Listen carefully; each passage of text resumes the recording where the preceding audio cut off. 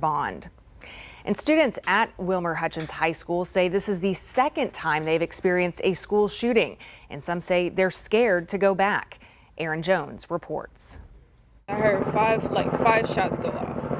It was right next to my classroom. They told me, get down and turn the lights off. My teacher locked the door, closed it, did all the procedures that they were supposed to do. Just sat there. Delia Martin, a junior at Wilmer Hutchins High School, later learning at least 4 people were hospitalized with non-life-threatening injuries. It was very traumatic, honestly. And it was the second time it happened. Almost exactly a year ago, there was another shooting at this school. A gun got past the metal detectors and a student was shot in the leg. Martin's mom is fed up. Honestly, I'm afraid for my daughter to even go back to that school at all because I don't feel like she's safe there. As a father who lost his son to senseless gun violence, I understand what our parents are going through, the nervousness, the anxiety. Dallas ISD trustee Maxie Johnson says he's working to address gun violence in schools. After last year's shooting, he hosted a town hall and looked at the safety and security procedures in place. We just made sure that the metal detectors continue to work properly, make sure that staff was in place where it needed to be. And so, again, policy was followed. He says in this latest incident, once the investigation is complete, they'll have more information for the community. And we're going to continue to stand together and advocate for more resources and advocate to make sure that our kids are safe. The conditions of those injured ranged from serious to non-life-threatening. Classes have been canceled for the rest of the week at Wilmer Hutchins High School, and counselors are being made available. The Texas House gives the okay to a bill giving schools more latitude to discipline students. A last-minute amendment would require students to go to alternative education settings if they attack a teacher or make a terroristic threat. To read the full Texas Tribune article, visit crossroadstoday.com. The Victoria Central Appraisal District is holding a series of information sessions to help residents better understand property taxes and the appraisals. These sessions walk you through how property values are assessed, how to file for exemptions, and what to expect from the appeals process. 2 sessions are happening today. One was this morning. One is at 6 o'clock tonight, with a final session next Tuesday at 6 p.m. Both of those will take place at the Dr. Patty Dodson Public Health Center on North Navarro. And a note, the 2025 appraisals are available on the Appraisal District website.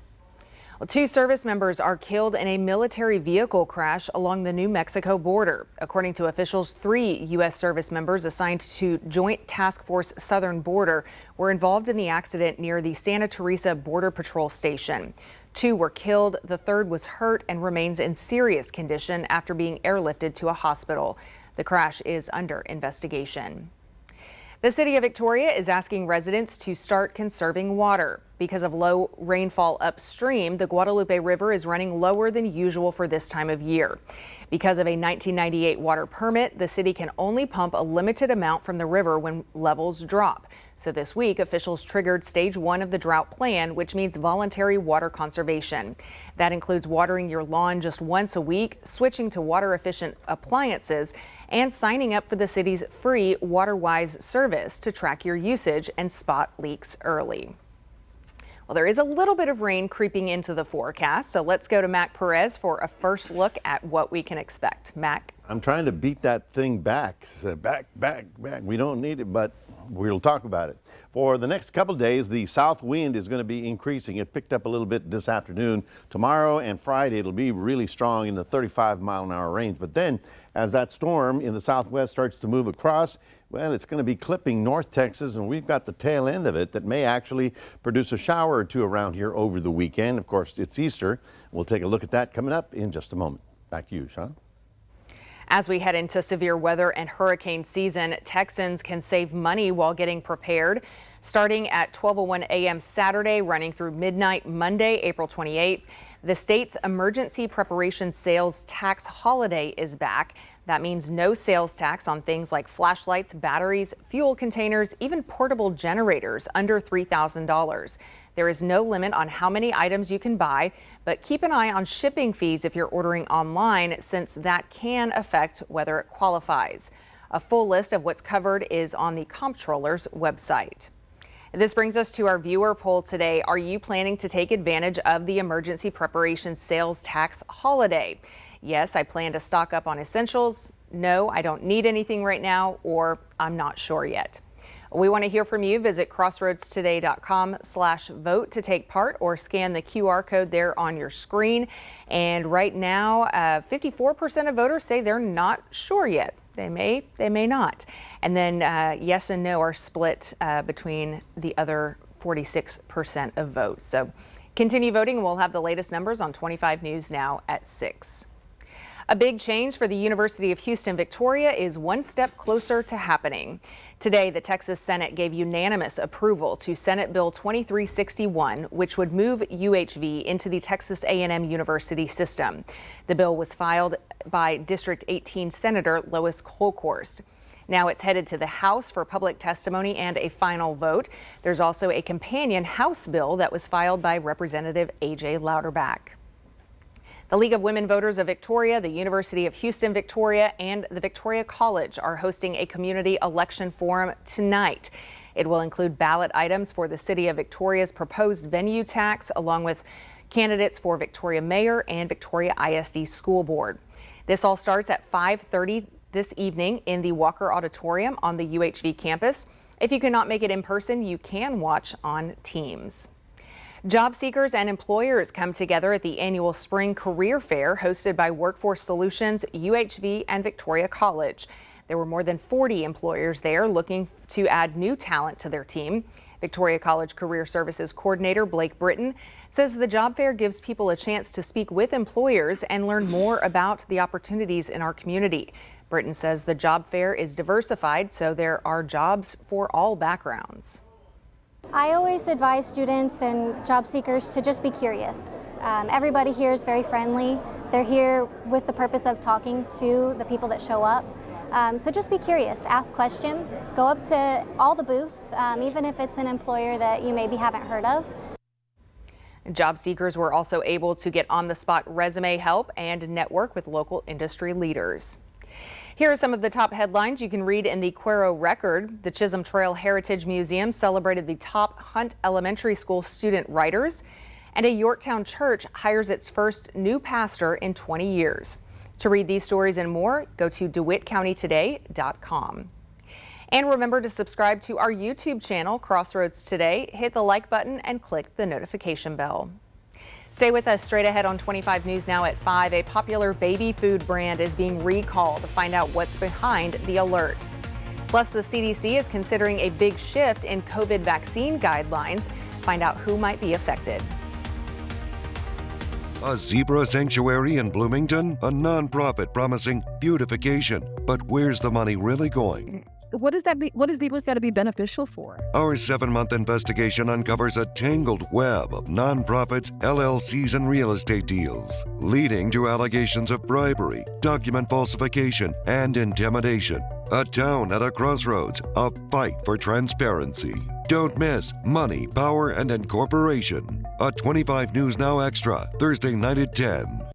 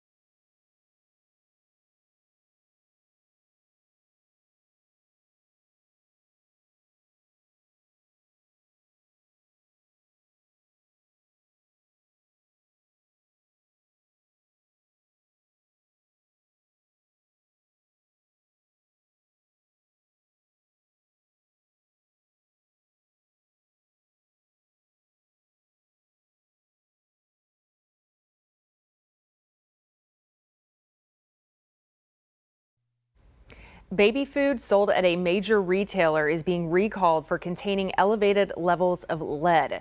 The recall includes more than 25,000 units of Target Good and Gather baby pea, zucchini, kale, and thyme puree. The products were sold at Target stores nationwide. According to the U.S. Food and Drug Administration, the affected products have best buy dates of December 7th, 2025 and December 9th, 2025.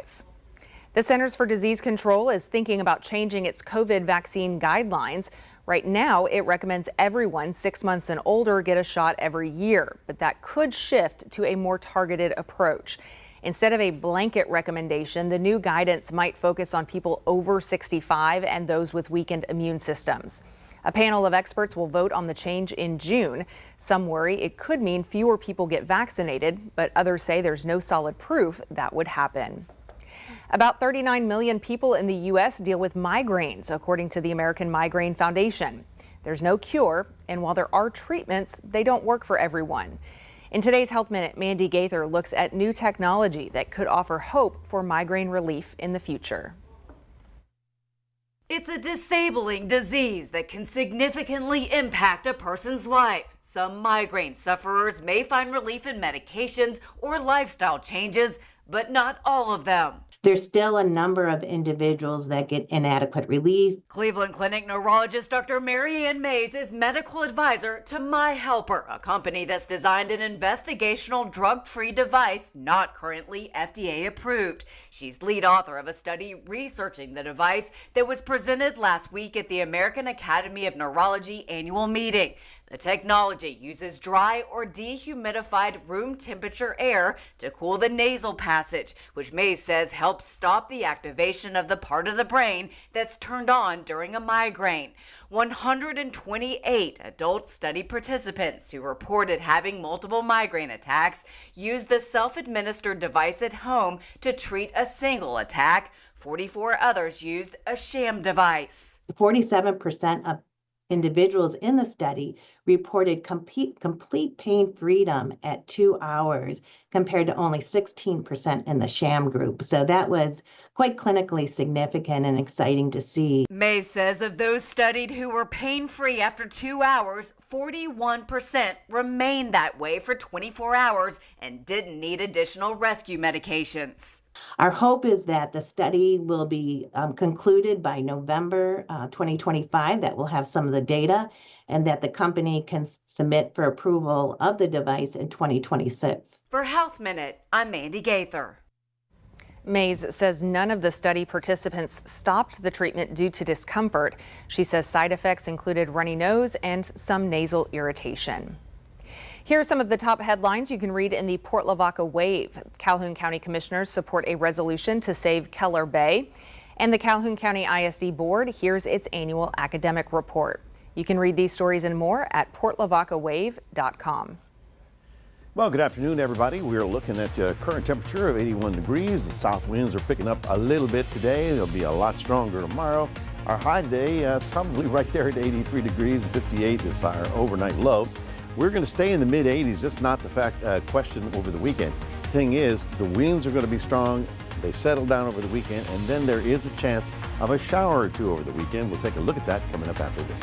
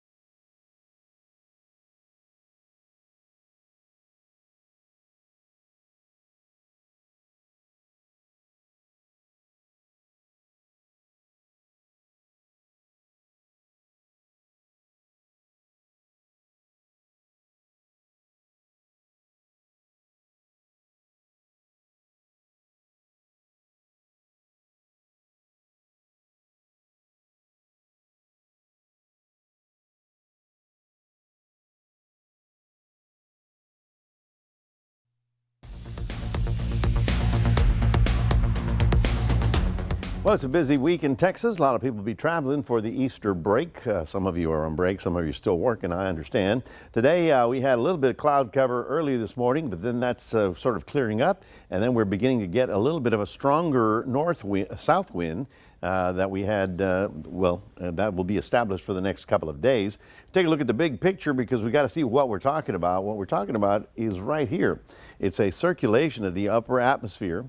It's going round and round, and you can see how it's already beginning to produce some precipitation over the mountains of the Rockies. Well, that system is going to pull out into the Central Plains, and when it does, it's going to clip North Texas. So we're not really in the middle of it, but we're on the southern end of it, and I'm going to show you what we're talking about. Now, again, our winds are out of the south. Tomorrow, they'll be probably in the 25 to 35 mile an hour gusts in the afternoon hours especially.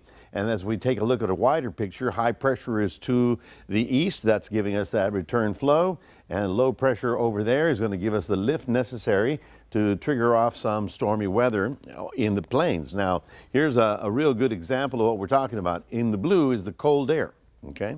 Obviously in the red and yellow and orange is the warmer air. Well, over the next couple of days, that storm is going to start moving out. Now you can say, well, it's not doing anything yet. Well, it's going to. Right about here, you can see how the winds are fairly strong. That's the area of maximum lift. And so that's where the severe thunderstorms are going to be popping up right about there. Now you see how it clips North Texas, the panhandle, then it glides right over Dallas, and then it finally pulls up and moves away. So for us, it'll have some bearing. Let me show you. This is day 3. This would be, what's today? Wednesday, Thursday, Friday. Okay, on Friday, we will start seeing big storms in north central Texas, that Wichita Falls, Abilene, that area. Then as we go beyond that, which would be Saturday, Sunday, you can see how that whole mass will basically cross over, and we're on the southern end of it. So here's Wednesday. We go off to Thursday, still a little bit of cloud cover. We'll get into Friday, we'll have a lot of cloud cover and that gusty wind. And then as we go into Saturday, you can see how the storms do begin to line up right here. And it also has a little bit of green on top of us. And then as we go to Sunday morning, there you see the biggest activity, Austin all the way up to Waco and all the way to Texarkana. But then Sunday afternoon, that pulls out of here and it all clears up. So bottom line, there is a chance of a shower or two over the weekend. Just, if you get rain, you're lucky. If you don't get rain, you're lucky because you had no rain. So, it's one of those things. You have a great weekend, okay? Otherwise, partly cloudy to mostly cloudy tomorrow. Winds picking up. In Cuero, you're getting up to about an 84 tomorrow as the winds, start getting up to the 25 to 35 mile an hour range. And again, breezy Thursday, Friday. Saturday, we'll see a lot of cloud cover, but the winds will still be with us. The winds settle down on Sunday when the tail end of that system comes through and gives us a 30% chance of a shower or two. And then actually that continues for the early part of next week. That's your 7-day forecast, reminding everybody we do have a QR code. We'd love for you to scan that. Put Crossroads Today on your phone. Back to you, Shawna. Well, Crossroads Today is inviting you to join in and celebrate Earth Day by showing off your doodles. Show us what Earth Day means to you. We will share your Earth Day doodles on our social media and feature one doodle per day on Sunrise. Submissions are open now through April 25th. Just come to crossroadstoday.com. California's governor takes a stand against President Trump's tariffs, calling on the Congress to act. That's coming up next in your business news.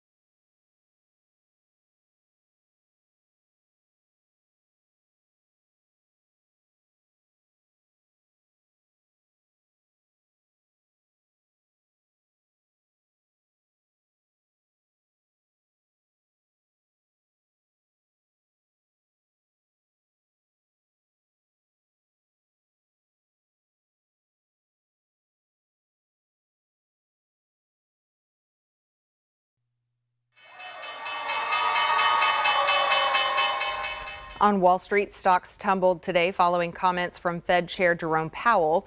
The Dow fell nearly 700 points, the S&P 500 fell more than 100 points, and the Nasdaq fell more than 500 points. Oil prices increased by $1.30 to $62.63 per barrel. Well, no word on when service to the world's most popular music streaming platform will be fully restored to everyone. Some Spotify users reported problems using the service this morning. DownDetector.com, which tracks platforms, says more than 45,000 users reported issues with Spotify as of this morning. Spotify has nearly 700 million active monthly users. Users say they were still able to play downloaded music. President Trump announcing that Japanese officials would be coming to the United States to negotiate tariffs and trade fairness today. Trump said he will be attending the meeting. This as the tariff war with China heats up and California launches a lawsuit aimed at the Trump tariffs. ABC's Zorin Shah reports. The closing bell on Wall Street today ringing in new losses. The Dow ending the day down almost 2%. The plunge attributed to the Federal Reserve Chairman's new warnings today about President Trump's sweeping tariff policy. Tariffs are highly likely to generate at least a temporary rise in inflation. Even before Powell spoke, tech stocks started dipping after the Trump administration put up new roadblocks for giant chip maker NVIDIA to export to China. The company saying it will lose $5.5 billion. Some imports coming into the U.S. from China, like electric vehicles and syringes, are now facing a hefty 245% tariff. The White House says there were tariff talks today between President Trump and representatives from Japan, America's fourth biggest trading partner. But a new lawsuit over the Trump tariffs from the fifth biggest economy in the world, California. We're also the largest manufacturing state in the United States of America, $412 billion output. And I want to put that in perspective.